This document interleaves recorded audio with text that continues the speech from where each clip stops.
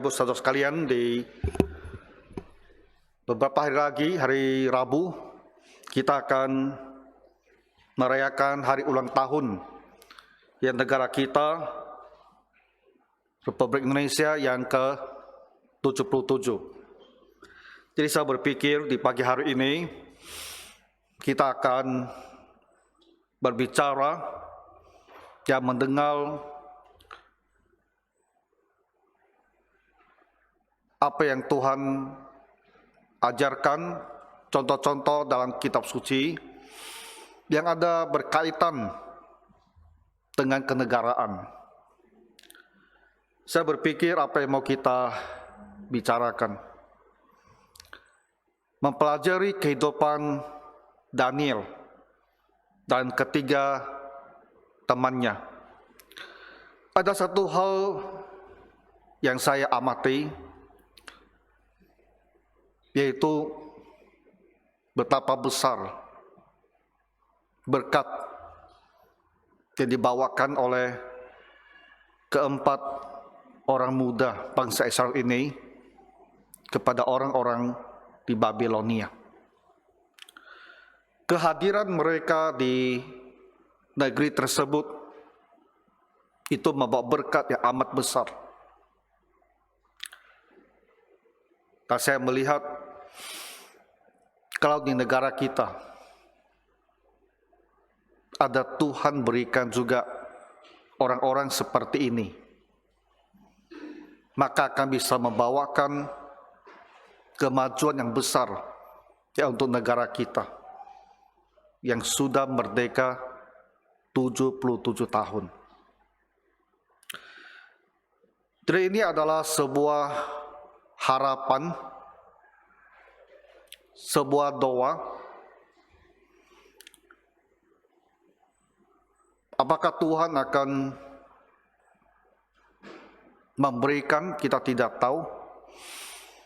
Tetapi di dalam kitab suci kita memang mempunyai catatan tentang dua tokoh yang Tuhan berikan kepada negeri yang tidak mengenal Tuhan.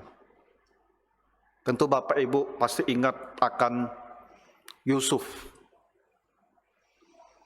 Sekitar tahun 1900 sebelum Masehi. Jadi sudah sangat lama. Sampai sekarang berarti 3.900 tahun. Ya, di kisaran 1900 sebelum Masehi, ya Tuhan berikan Yusuf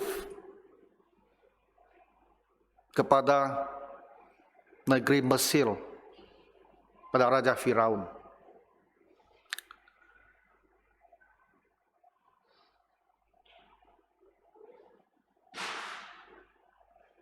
Di kalangan orang Kristen kita selalu ada pembicaraan, ya, generasi Yusuf, generasi Yosua,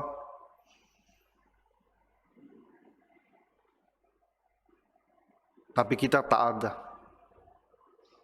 Yusuf, tak ada Yosua. Karena setelah reformasi, orang Kristen membangun partai politik, PDS, Partai Damai Sejahtera, tapi tak bisa berkontribusi apa-apa juga. Tidak lama mereka pecah sendiri dan bubar sendiri. Hanya mau pakai bendera Kristen, tapi rohnya tidak Kristen. Tak punya karakter ketokohan seperti yang kita baca di Alkitab. Tak bisa dipakai Tuhan. Kalau saya lihat salah satu nama partai yang kemarin katanya mau didaftarkan, tadi malam itu pendaftaran terakhir ya, untuk peserta pemilihan umum tahun 2024, satu partai namanya kok mirip-mirip Kristen juga. Apakah ada lagi yang mau berusaha bangun satu partai Kristen? Masalahnya bukan nama partai, masalahnya ada orang yang di dalam partai itu. Karakternya oke apa enggak? Karakternya itu seperti karakter kitab tidak? Kalau hanya mau pakai nama Kristen dan berusaha meraup suara Kristen, itu tak akan berguna. Tadi sama juga gitu loh.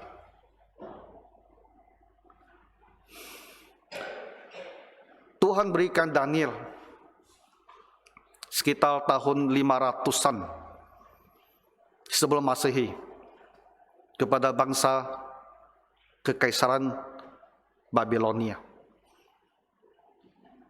Dan dia bersama ketiga temannya,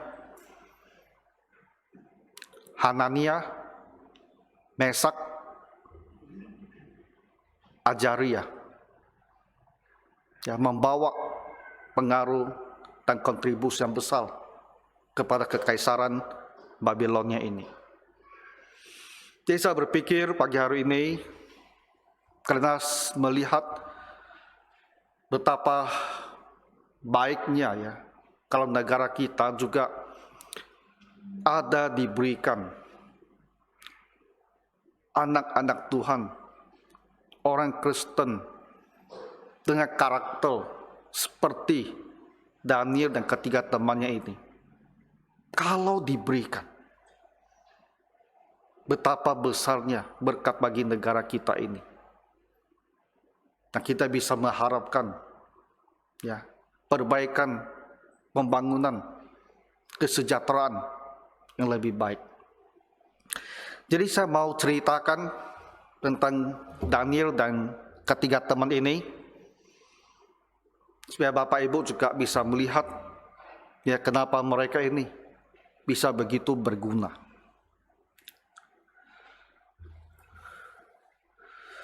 Kita mulai dengan melihat bagaimana Daniel ketiga temannya ini sampai tiba di Babilonia. Mereka ini adalah anak-anak bangsawan ya. Saya rasa bukan anak raja. Mereka adalah princess, para pangeran ya, dari keluarga bangsawan. Tahun 605 sebelum Masehi, kerajaan Yehuda kondisinya sudah sangat lemah. Raja Yoyakim dan raja yang sangat lemah, tak berguna, dan tidak takut pada Tuhan juga. Jadi Babilonia, bangsa ini sebetulnya disebut Babilonia baru. Mereka datang menguasai negeri Israel ini. Mereka kepung dan mereka taklukkan. Jadi 3 tahun kemudian Yoyakim dia memberontak. Kali ini Nebukadnezar mengambil banyak sekali perkakas, barang-barang mewah di dalam bait suci, ditempatkan oleh Raja Salomo. Banyak dia bawa. Tak termasuk pada waktu itu ditawan, dibawa orang-orang Yahudi, orang-orang Yehuda. Dan termasuk diantaranya adalah Daniel dan ketiga temannya ini. Tahun 605. Jadi mereka ini sebetulnya adalah tawanan ya, yang dibawa ke Babilonia. Nebukadnezar pada masa itu ada raja yang sangat berkuasa. Mereka menjadi sebuah kekaisaran, menguasai banyak wilayah, dan dari negeri-negeri yang mereka taklukkan, mereka selalu membawa anak-anak dari keluarga bangsawan. Tujuannya apa? So, mereka itu dididik. Setelah itu, umumnya mereka itu dikirim pulang ke negeri masing-masing untuk memerintah. Jadi mereka menjadi perpanjangan tangan dari Kaisar Nebukadnezar. Jadi orang-orang ini dari berbagai negeri, negara, mereka pulang, mereka adalah bagian dari bangsa itu, tapi mentalnya, hatinya Babilonia. Itulah kelihayan ya daripada Nebukadnezar dan kekaisarannya. Dengan menggunakan para bangsawan setempat, maka perlawanan itu bisa lebih dikendalikan, ya lebih dikurangi. Karena yang memerintah mereka adalah bangsa mereka sendiri.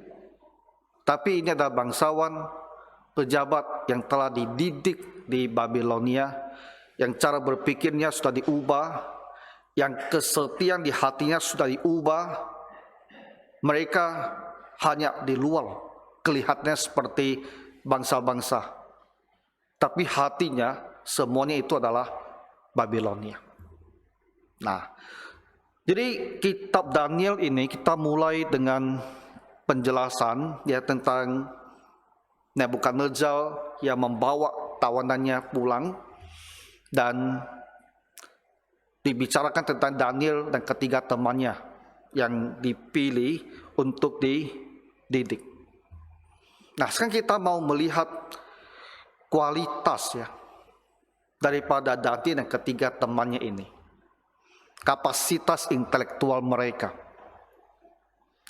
kemampuan mereka di dalam belajar, kemampuan mereka di dalam melaksanakan tugas di masa depan. Hari ini sangat penting karena kitab Daniel mencatat Nebukadnezar mau orang yang cakap untuk membantu dia memerintah kerajaannya yang sedemikian besar. Bapak Ibu, Daniel dan ketiga temannya adalah pejabat yang dikatakan cakap untuk bekerja. Kita bukan berbicara cakap dalam arti mereka itu anak muda yang ganteng, bukan. Cakap dalam bekerja, punya kapasitas yang sangat besar dalam bekerja, punya kemampuan yang tinggi sekali untuk eksekusi apa yang mau dikerjakan. Negara itu membutuhkan orang seperti ini. Untuk apa banyak pejabat kalau tak bisa bekerja? Jadi dari zaman dahulu kala, seperti kekaisaran Babilonia ini, yang di sekitar tahun 600 sebelum Masehi, mereka itu sudah mengerti untuk memerintah dengan baik, untuk mengurus negeri dengan baik, yang mengurus harus cakap, tak bisa tawar-menawar. Jadi mereka dilatih, ya, dilatih selama 3 tahun. Firman Tuhan di ayat keempat mengatakan mereka diajarkan tulisan dan bahasa orang Kasdim. Nah, kita bertanya, kenapa orang Kasdim? Orang Kasdim ini siapa? Nah, saya ceritakan sedikit tentang orang Kasdim ini. Dan kitab suci pertama kali kita mendengar nama Kasdim ini disebut, itu dalam kaitan dengan Abraham. Kejadian pasal 11, 31 mengatakan, Abraham meninggalkan negerinya di Ur Kasdim. Ur sebetulnya adalah bahasa pada waktu itu yang artinya kota. Ur Kasdim, kota di Kasdim, kota di daerah orang-orang Kasdim. Sehingga timbul sebuah pertanyaan, apakah Abraham sebetulnya ada seorang Kasdim? Kemudian hari dia dikenal sebagai seorang Ibrani. Tetapi dia tinggal di daerah orang Kasdim. Dan daerah orang Kasdim itu adalah daerah yang kita sebut sebagai Mesopotamia di kemudian hari, yaitu wilayah di antara dua sungai, Tigris dan Efrat, yang sekarang Iran. Itu Persia, Mesopotamia. Sekarang itu Iran namanya. Jadi apakah Abraham seorang Kasdim? Saya pelajari bukan tak ada lah, tapi dari banyak yang saya baca, tak banyak yang berani tegas-tegas bilang dia orang Kasdim. Tetapi dia berasal dari negeri orang Kasdim. Nah, jadi kita tinggalkan saja isu itu. Apakah dia orang Kasdim? Tapi jelas dia kemudian hari disebut sebagai orang Ibrani, itu saja. Dan keturunannya dia orang Israel. Dan dia tentu harus berasal dari sebuah tempat, dari sebuah suku bangsa. Jadi kalau dikatakan dia dahulunya orang Kasdim, saya pikir itu juga mungkin, ya, betul mungkin, karena dia dari daerah orang Kasdim. Nah, jadi zaman Abraham saja sekitar 2000 tahun sebelum Masehi, wilayah Mesopotamia yang disebut Iran saat ini itu sudah disebut sebagai daerahnya orang Kasdim.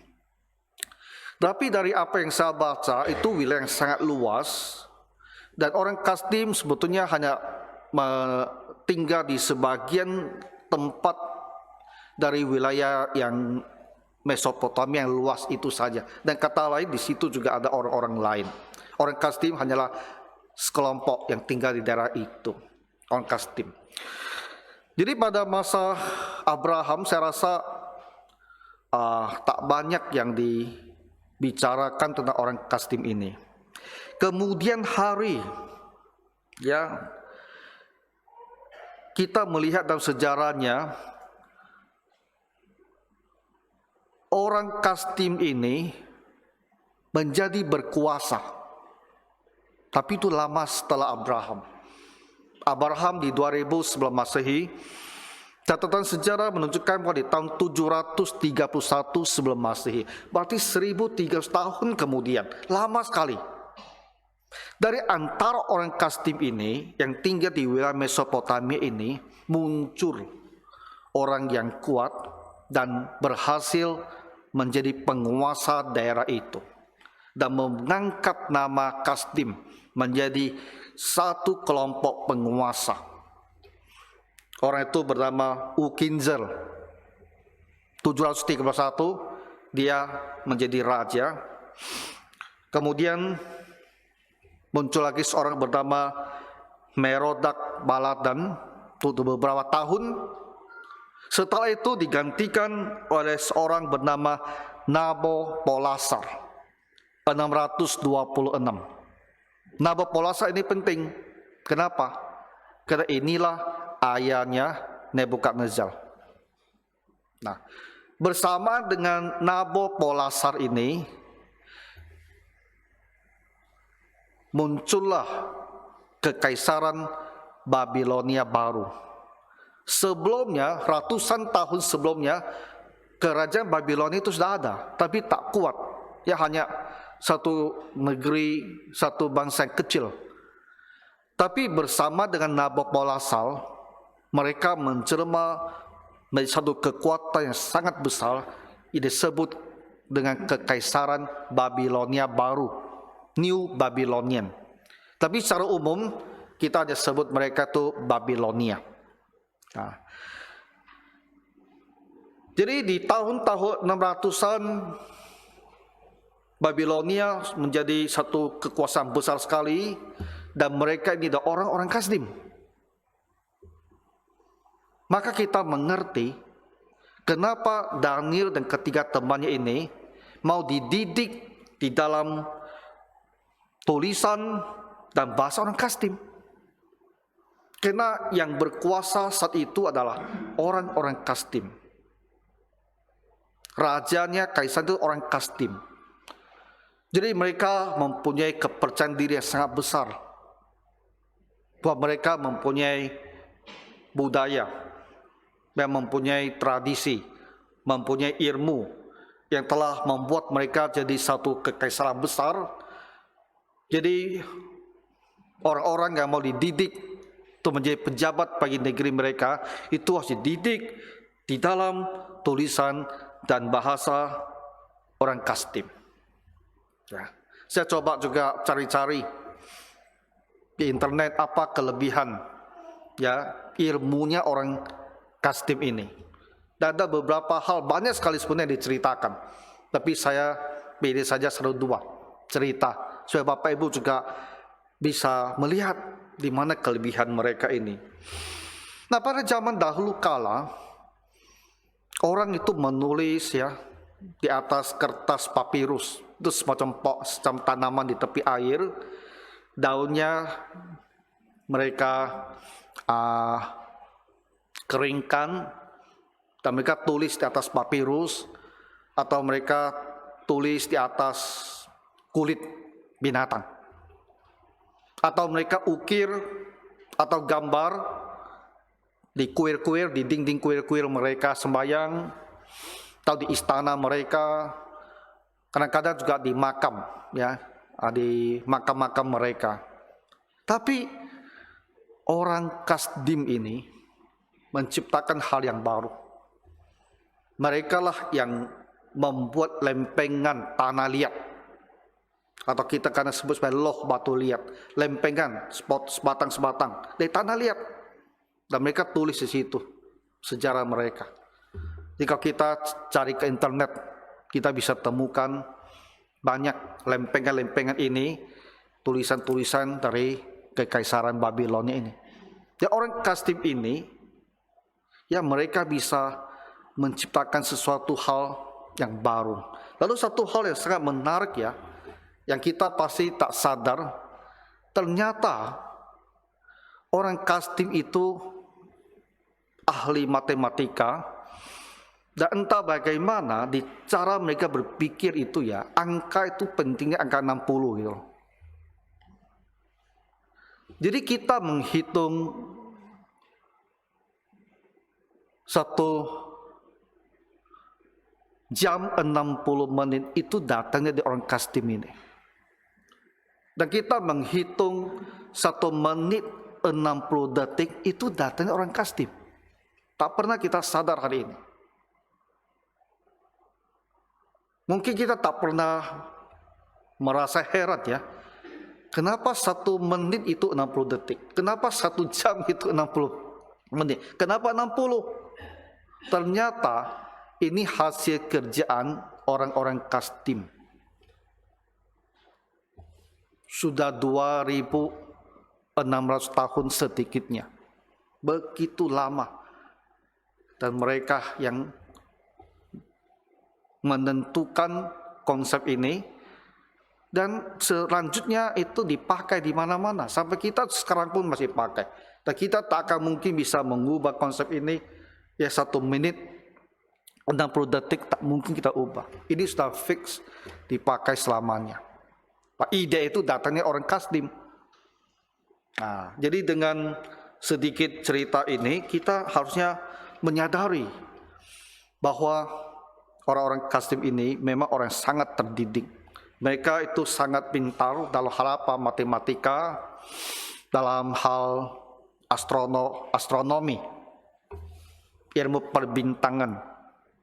Dan tentulah ada sisi takyurnya, astrologi. Nah, itulah kelebihan orang-orang Kasdim ini. Jadi Daniel dan ketiga temannya ini dididik dalam tulisan mereka, dalam bahasa mereka. Maka hal-hal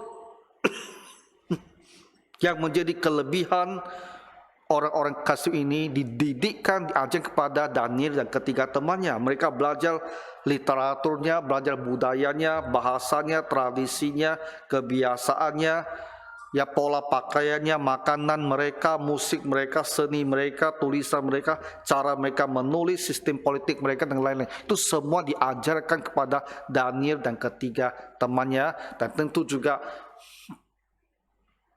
para pelajar dari segala bangsa yang dipilih untuk dididik ini.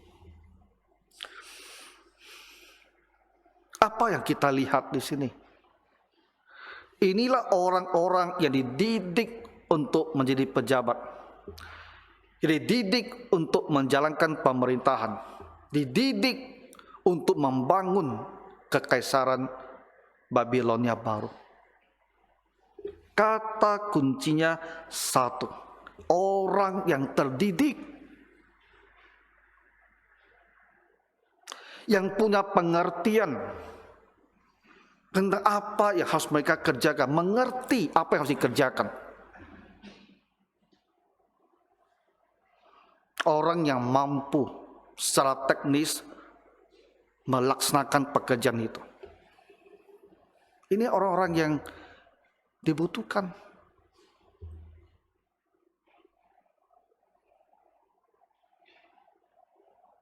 Sebuah negeri ya, kalau punya banyak sumber daya alam, kalau tak bisa dikelola, itu percuma juga. Uang bukan tidak ada, tapi bagaimana uang itu digunakan, itu isunya.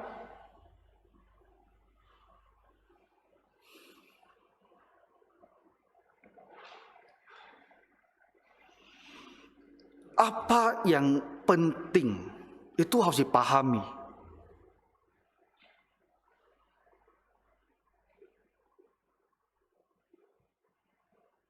Kalau tidak paham, hari berganti hari, tak ada yang dikerjakan, sumber daya berlimpah, sembarangan diboroskan, tak mencapai apa-apa. Harus terdidik, mengerti apa yang harus dikerjakan, ngerti, benar-benar ngerti, ya, dan kemudian mampu untuk melakukan apa yang harus dikerjakan. Yang memerintah harus punya kualitas seperti ini, yang jadi pejabat harus punya kualitas seperti ini.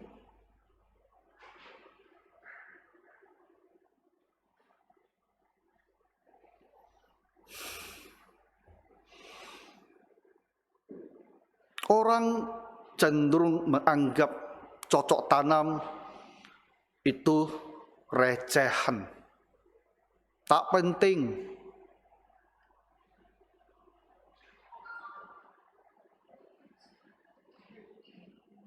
Bangun pesawat lebih keren, lebih penting, umpamanya.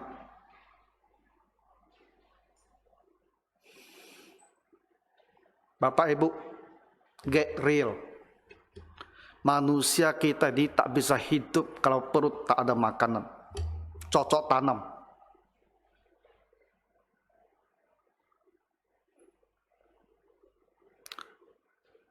Sebelum bisa bercocok tanam dengan baik, tak usahlah pikir kayak muluk-muluk gitu loh. Saya tak bilang tak boleh pikirkan yang besar-besar di atas. First thing first, itu kan prinsipnya. Yang penting duluan, yang penting sudah bisa oke, baru lanjut yang lebih. Tapi kalau yang penting, yang dasar itu tak bisa, ngapain yang jauh-jauh? Nah, orang mungkin tak mau mengerti. Dan kita butuh sebuah perang untuk paham. Perang Ukraina dan Rusia membuat orang mengerti. Tak ada gandum itu sulit loh. Indonesia kemarin kan kontroversi tentang supply gandum yang tinggal berapa bulan katanya. Gandum tak ada, Indomie tak ada, Bapak Ibu. Lalu sini bikin statement, sana bantah. Ya kita berharaplah gandum negeri ini tetap ada, sehingga Indomie tetap dibikin. Perang itu membuat dunia itu sadar. Akhirnya juga adalah makanan. Akhirnya juga adalah gas. Akhirnya juga ada minyak bumi. Karena semuanya tidak ada, tak bisa. Negara kita ya Bapak Ibu, Presiden kita itu sebenarnya beberapa tahun lalu sudah berbicara tentang ketahanan pangan. Sebetulnya zaman Presiden Soeharto pun itu sudah dibicarakan. Ada pembicaraan bahwa kita harus swasembada beras, swasembada makanan, harus bisa hasilkan sendiri makanan. Ada pemahaman seperti itu, tapi tak mampu dilaksanakan. Kenapa saya angkat contoh ini? Karena majalah Tempo mempermasalahkan masalah ini.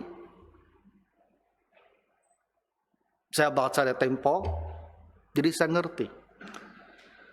11 Juli kemarin, berarti baru sebulan yang lalu, Tempo naikkan artikel, saya rasa berhari-hari, membahas tentang kegagalan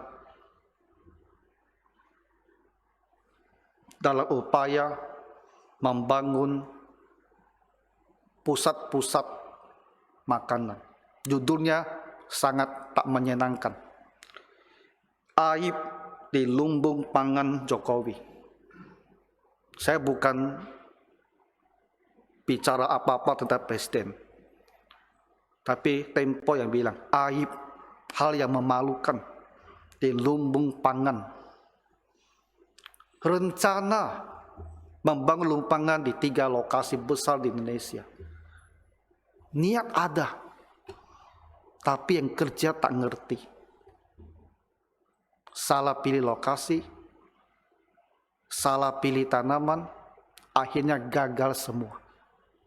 What do you say? Dia bilang apa?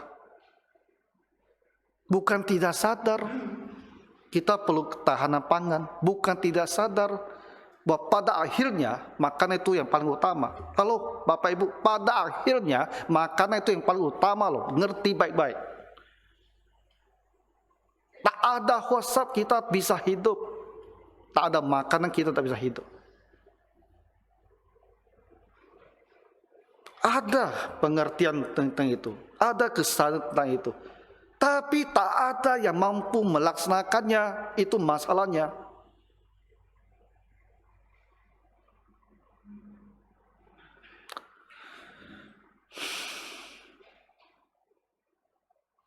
Kita tak bicara tentang urusan negara, tapi ketika minggu mendekati 17 Agustus, saya rasa sekali-sekali bolehlah kita dibiarkan bicara sedikit. Jadi sebuah negeri itu mau berkembang, mau maju, dia memang harus punya pejabat-pejabat. Jadi tingkat pusat sampai ke daerah, butuh pejabat-pejabat yang terdidik, yang mengerti ya, di daerahnya, di kementeriannya, apa yang betul-betul harus dikerjakan. Yang mengerti juga bagaimana cara mengerjakannya. Dan yang mempunyai kemampuan, kapasitas untuk membuat itu jadi. Tak ada gunanya banyak ide di kepala kalau tak bisa jadi. Tak ada gunanya.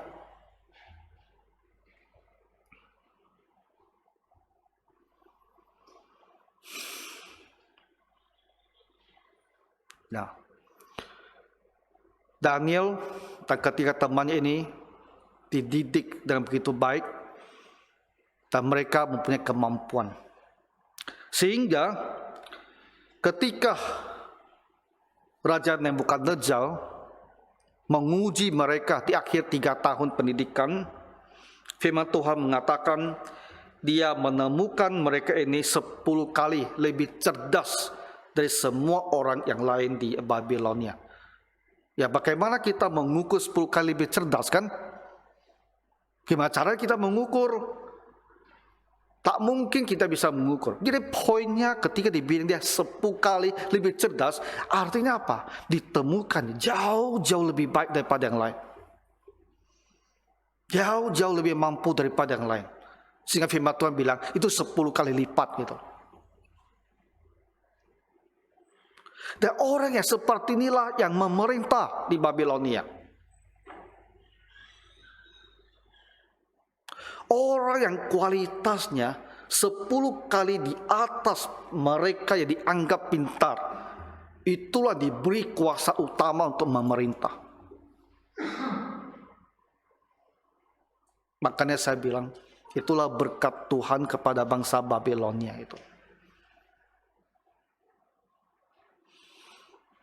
Kalau kita lihat ke dalam Daniel 6 pasal pertama, tentang kiprah orang-orang ini, tentang karakter orang-orang ini. Kita mengerti mereka tidak saja terdidik dan mampu, tapi punya karakter yang sangat baik, karakter yang takut akan Tuhan, karakter yang tidak akan berbuat kesalahan, tidak akan berbuat jahat, tidak akan. Makanya saya teringat lagi satu ayat firman Tuhan yang dibicarakan oleh Nabi Musa. Orang dahulu kala mengerti sekali ya, siapa yang boleh jadi pemimpin gitu loh. Mereka pilih pemimpin berdasarkan kualitasnya, karakternya, bukan berdasarkan siapa yang menyodorkan diri jadi pejabat, bukan berdasarkan siapa yang punya uang untuk beli jabatan itu. Musa mengerti dan dia bilang kepada bangsa Israel itu, pilih orang-orang untuk memerintah dalam masing-masing kategorinya. Tadi sebut 4 syaratnya. Yang pertama, kembali lagi kata itu, cakap. Yang pertama harus cakap. Pejabat tak bisa tak cakap. Yang mengurus tak bisa cakap, tak bisa.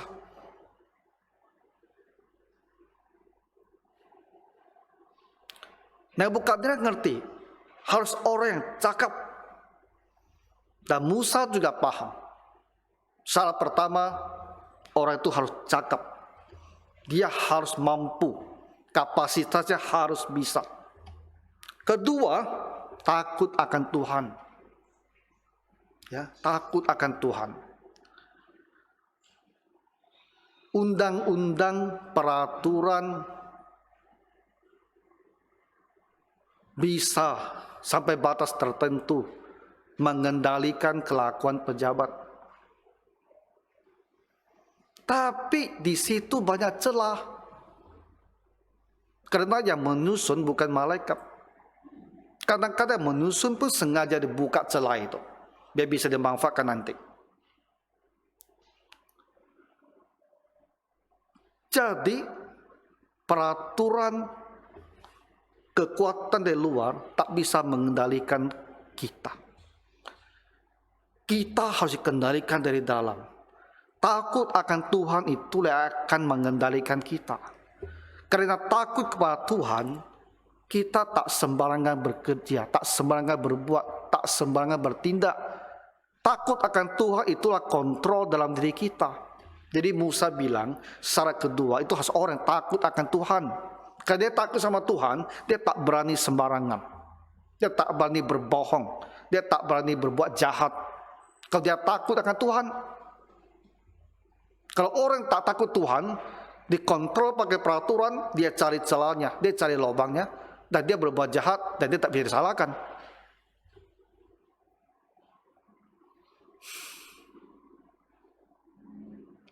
Lebih celaka lagi sekarang. Saya bukan bilang negara kita. Pejabat mau berbuat kejahatan, dia buat peraturannya dulu. Peraturan yang memungkinkan dia berbuat sesuatu hal dan nanti tak bisa disalahkan. Itu terjadi dengan Thaksin, Perdana Menteri Thailand kemarin. Dah hampir 15 tahun lalu saya rasa. Secara resmi dia tak melanggar undang-undang. Mau korupsi sampai gimana pun dia tak melanggar undang-undang. Karena dia sudah siapkan peraturan terlebih dahulu. Nanti dia berbuat semuanya ini tak ada salahnya. Itu paling celaka itu. Dia bikin peraturan, bikin undang-undang dulu supaya nanti bisa melakukan sesuatu dia mau dan merugikan negara. Itu paling celaka. Tak takut sama Tuhan, orang bisa berbuat seperti ini.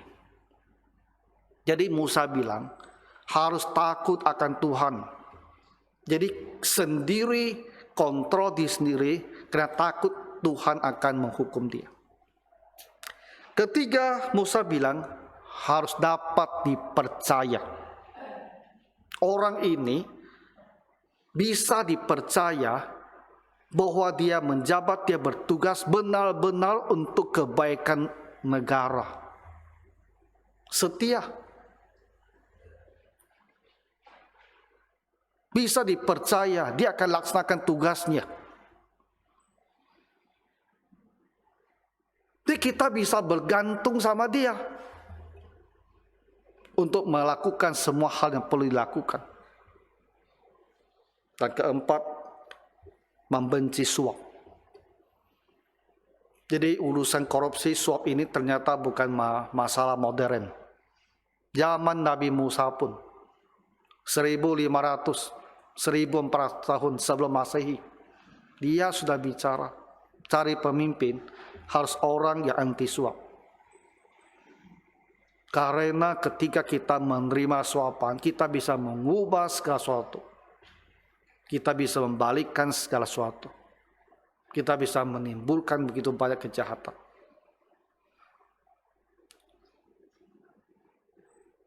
Dalam diri Daniel dan ketiga temannya, cakap jelas kita tahu, takut akan Tuhan jelas sekali, karena mereka bahkan rela dibakar hidup-hidup dan tak akan mengingkari Tuhan. Nyawa pun mereka berikan untuk setia kepada Tuhan. Takut akan Tuhan, dapat dipercaya. Tahu tidak berapa lama Daniel bekerja?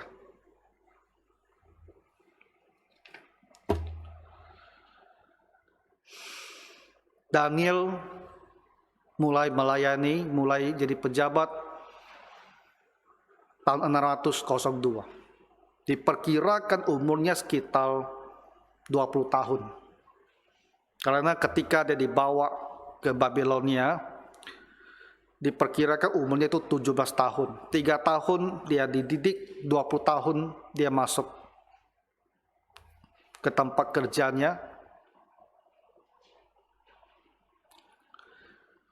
Dan dia akan memerintah di situ sampai pada pergantian dinasti. Bukan pergantian dinasti, pergantian kekaisaran. Daniel memerintah di situ sebagai penguasa dari zaman Raja Nebukadnezar, Evil Maradok, Neriglissar, sampai Nabonidus, dan terakhir Belsazar, yang dindingnya itu muncul tulisan. Berapa raja saya sebut? 5 raja. Dia dipakai terus walaupun berganti-ganti raja. Satu dinasti semua menggunakan dia, Daniel. Dia selesai tahun 536.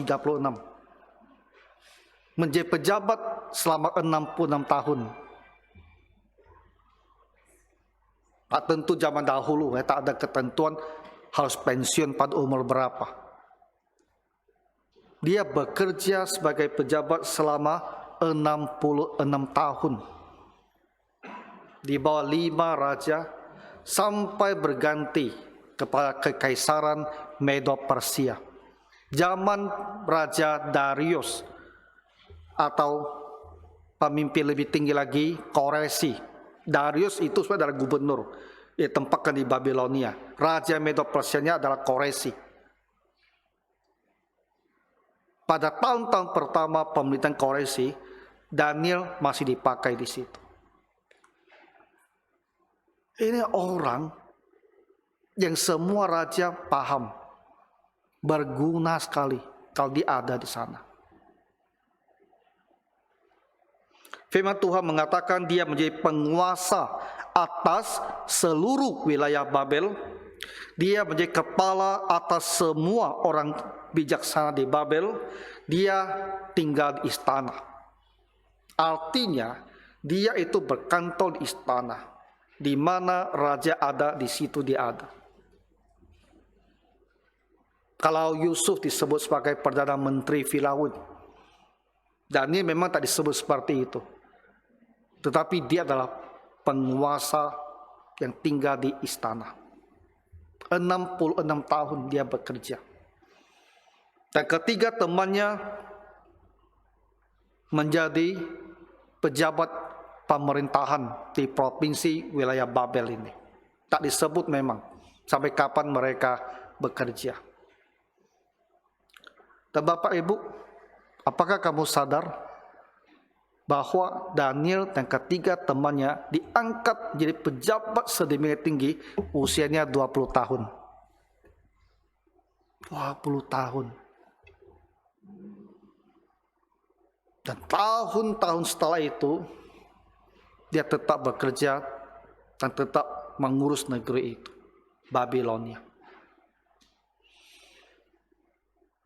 Itulah kualitas dan karakter orang yang menjadi berkat bagi kekaisaran Romawi, kekaisaran Babilonia baru ini.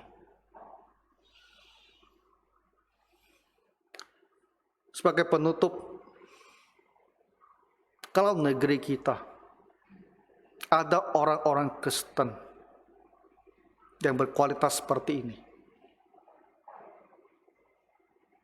kadang-kadang saya lihat banyak STT sekarang bikin program studi apa tidak, leadership, kepemimpinan Kristen.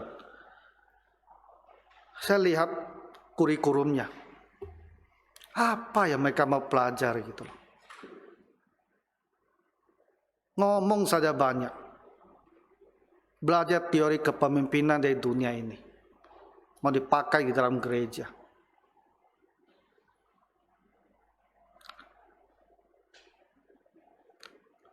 Kepemimpinan gereja, kepemimpinan dan negara.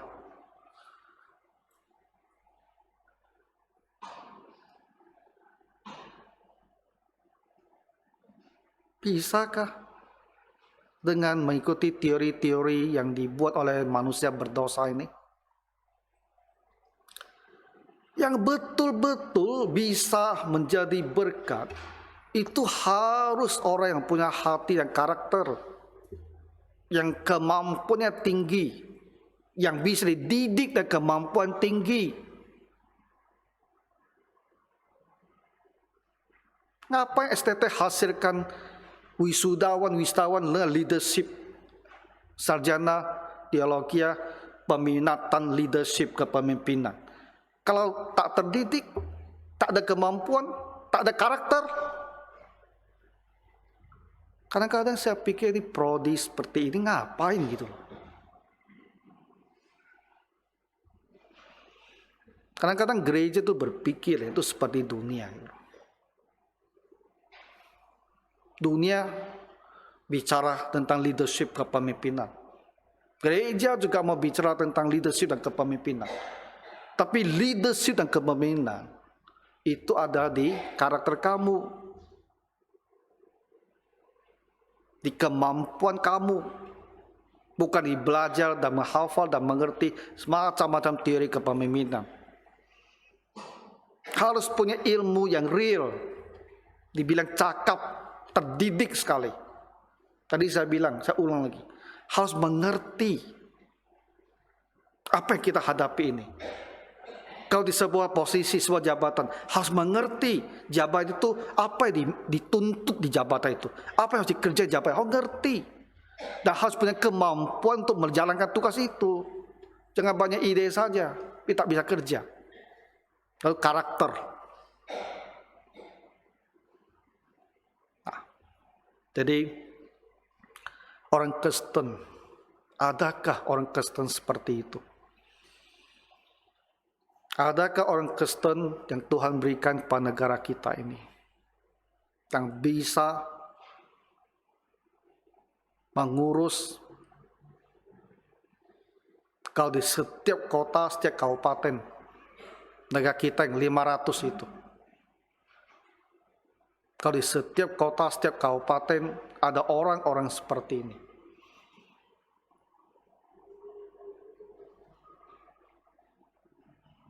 Bukan majulah Singapura. Lagu kebangsaan mereka kan. Tapi Indonesia Raya. Kalau ada orang-orang seperti ini, Indonesia akan berjaya. Oke, jadi ini saja yang kita bicarakan sekali setahun ya. Mari kita berdoa. Bapa Surgawi, Tuhan Engkau Allah yang mengatur jalannya sejarah juga untuk negara kami Indonesia ini. Engkau yang tahu kemana negeri ini akan bergerak. Hanya kami mohon ya Tuhan, berilah orang-orang seperti Daniel dan ketiga temannya untuk memimpin negeri ini dari pusat sampai ke daerah. Supaya negeri kami ini bisa beroleh banyak kemajuan dan kesejahteraan bagi seluruh bangsa. Di dalam nama Tuhan Yesus kami berdoa. Amin.